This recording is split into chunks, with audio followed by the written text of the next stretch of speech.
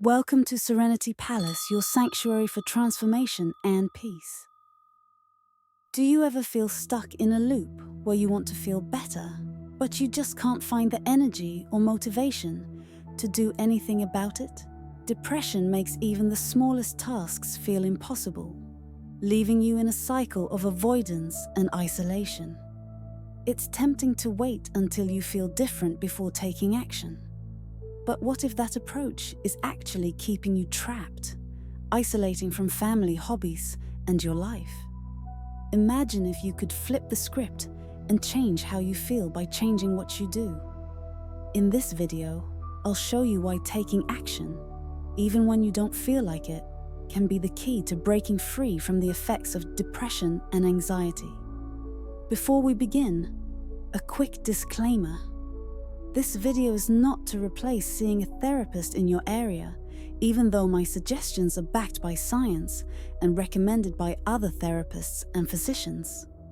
When I speak about depression, I'm referring to the types of depression of situational depression, persistent depression, or season-affective disorder. Many people relate depression to feeling down or sad. When you're struggling with depression, the last thing you often feel like doing is anything that might help improve your mood. It feels exhausting, and the thought of putting in any effort at all can be overwhelming. It's easy to think, I don't feel like socializing, so I'll just stay home. Or, that conversation seems too stressful, so I'll avoid it. This kind of thinking leads to withdrawing from activities, even the ones you used to enjoy, which only makes you feel worse and perpetuates the cycle of depression. Most people assume that thoughts and emotions are what drive our actions, but it's a two-way street. Behaviors can also shape our feelings. If avoiding activities can deepen feelings of depression, then adding positive actions can help lift your mood. For instance, recall a time when you forced yourself to go out with friends, even though you didn't feel like it, but you ended up feeling better afterward. That's because you can't always just wait to feel motivated or ready to act. Sometimes you just need to take the first step and let the feelings follow. This concept is known as behavioral activation, a fancy term for the idea that fake it till you make it actually has some real science behind it.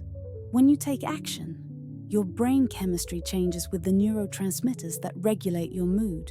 Hormones such as serotonin, dopamine, norepinephrine, and glutamate dopamine, the chemicals associated with motivation and reward, aren't released until you've taken action. So, when you get out of bed, get moving, or tackle a small task, you're setting off a chain reaction that can boost your mood and reduce anxiety, resulting in you feeling better. It's important to recognize that action leads to emotion, not vice versa. Even when it feels hard, engaging in activities can quickly shift your physical and emotional state. Exercise, for example, is one of the fastest ways to improve your mood because it triggers the release of feel-good endorphins.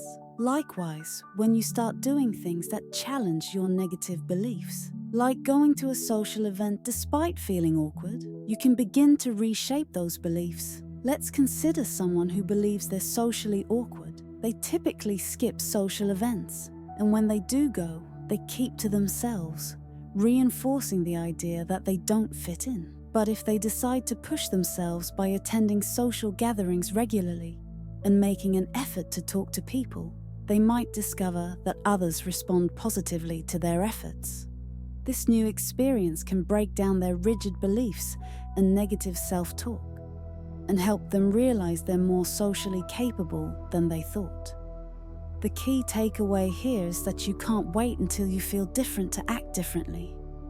If you wait until you feel motivated to get out of bed, you might be waiting a long time. Instead, get up, take small steps, and see how your feelings begin to shift. If you're anxious about something, face it rather than avoid it, and watch how your anxiety decreases over time. This approach isn't about ignoring your emotions. It's about leading with action to create positive change in your brain and your life. Avoid negative self-talk because it is a confidence killer that is not only destructive, but also holds you back from opportunities, meeting others, and even the workforce. So, don't give anxiety the license to hurt you by giving it your power. Its only job is to distract and kill your potential. Until next time, take care and keep shining.